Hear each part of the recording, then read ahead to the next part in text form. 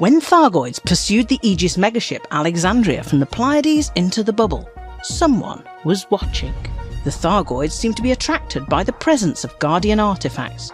This was the sort of information that an evil mastermind could put to good use, to win followers, to create and then resolve crises, to pit one civilization against another. We examine new evidence.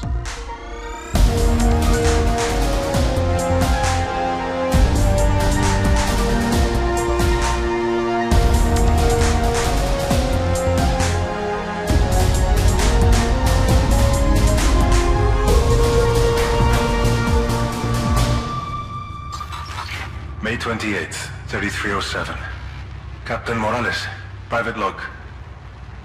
I guess it's about time for an update, huh? These past few weeks have been rough.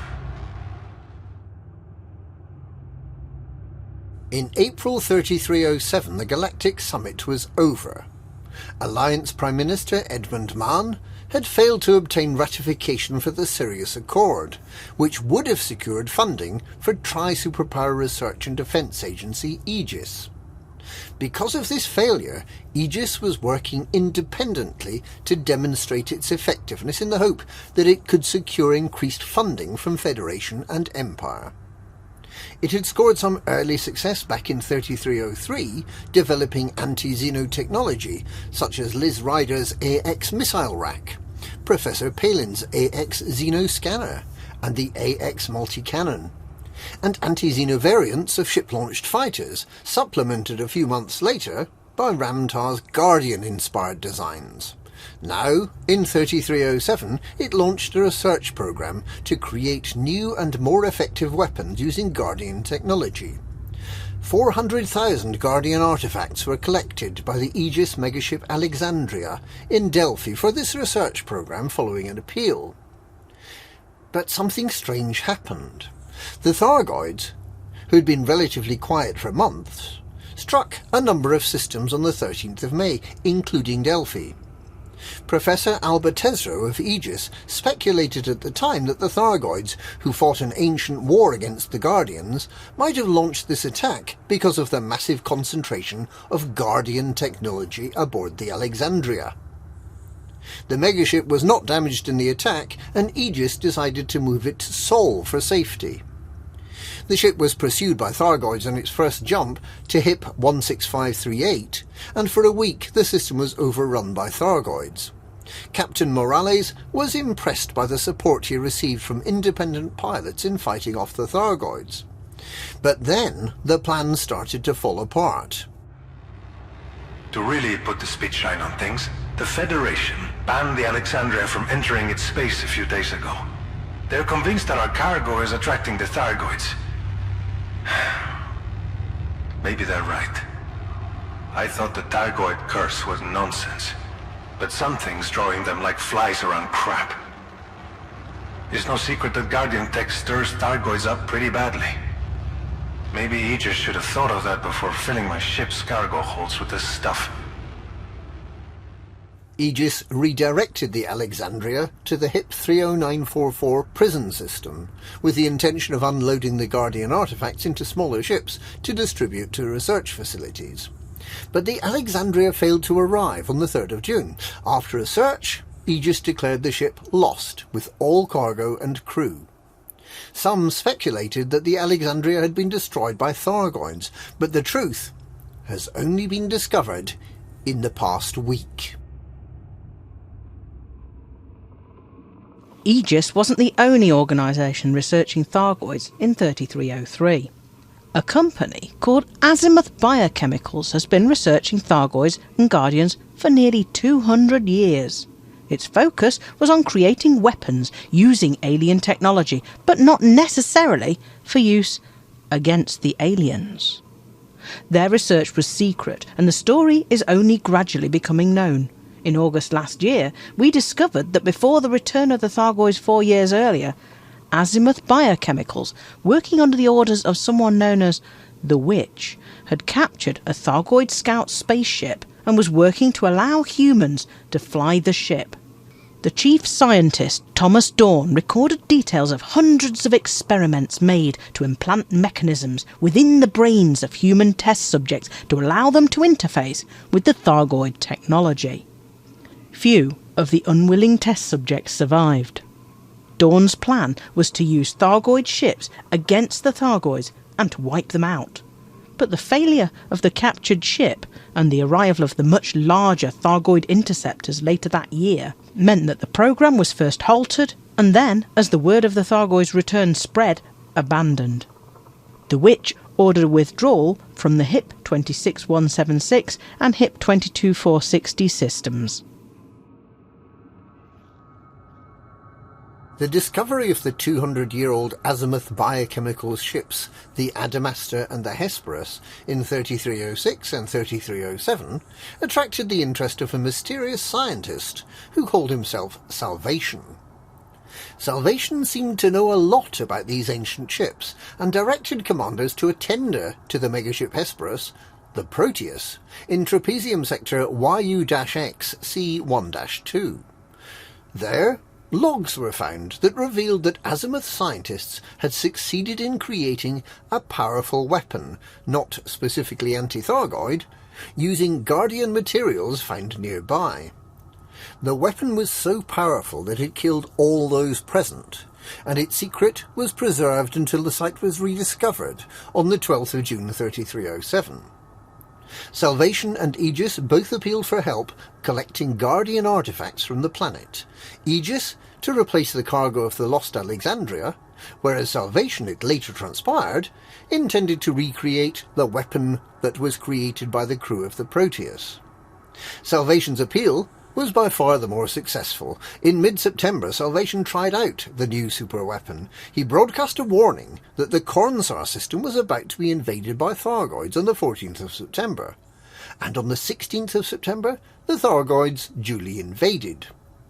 4 days later, the Thargoids suddenly vanished again, and Salvation took the credit for repelling them using his new weapon. The system was unlike any other system previously invaded by Thargoids, so how did Salvation know there was about to be an invasion?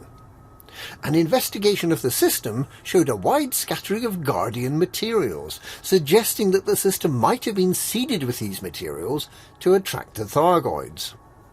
Salvation has used his superweapon 3 more times, and is now working on a scheme to get rid of the Thargoids completely. So what had happened to the Alexandria? The tireless Professor Albertesro, no longer working for Aegis, received reports of a drifting cluster of unidentified objects that she needed help to investigate. After a short search, wreckage was found in the Rigo TC-X B29-0 system, close to planet AB2.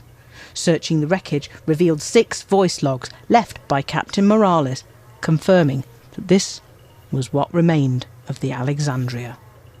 The logs also revealed what had happened to the ship after it tried to jump to HIP 30944 on the 3rd of June. Attention all crew, this is Captain Morales. The Alexandria has not arrived in HIP 30944 as planned. Our current location is unknown. All navigational systems have been disabled, and our FSD is offline. Long-range sensors are fried. Communication arrays are down. I'll be honest with you.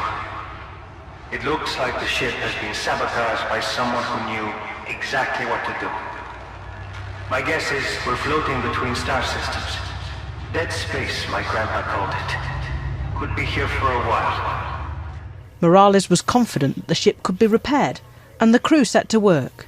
But a month later, Morales realised that the saboteurs had done a far more thorough job.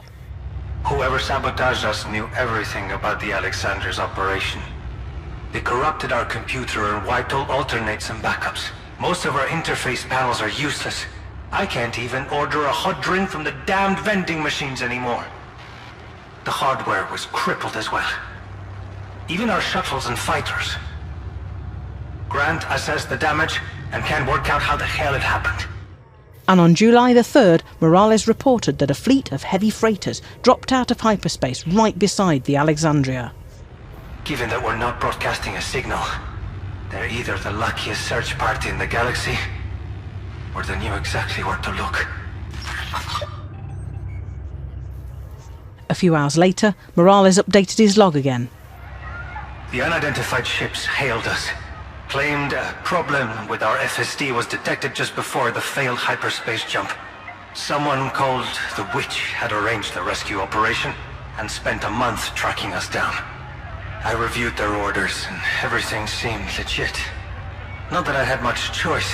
The Alexandria is stranded. We agreed to take the shuttles, and my crew was separated into groups of 100 per shuttle. But this was not a rescue. As each shuttle undocked from the Alexandria, the cargo bay doors were opened, and the crew members were vented into space. It was a massacre. Morales and a few hundred of the remaining crew barricaded themselves into the engineering deck, along with a single captive from the freighters. It must be the Guardian artifacts they're after. They're the only items on board valuable enough to kill for... no, slaughter for so many of my crew. The next log is from 2 weeks later, on 15th of July. We're still alive, for now. The invaders are long gone, along with the Guardian artifacts and almost all our supplies. The Alexandria's remaining food has been salvaged from vending machines and personal items. The crew are rationing pretty hard, but we'll be lucky to make it over a month. They've left us here to starve. Morales had tried questioning the captive. He got just one snippet of useful information. The only interesting thing he said was after I warned him that the amount of Guardian tech his friends were stealing would probably attract Thargoids. The guy smiled and said that was the point all along.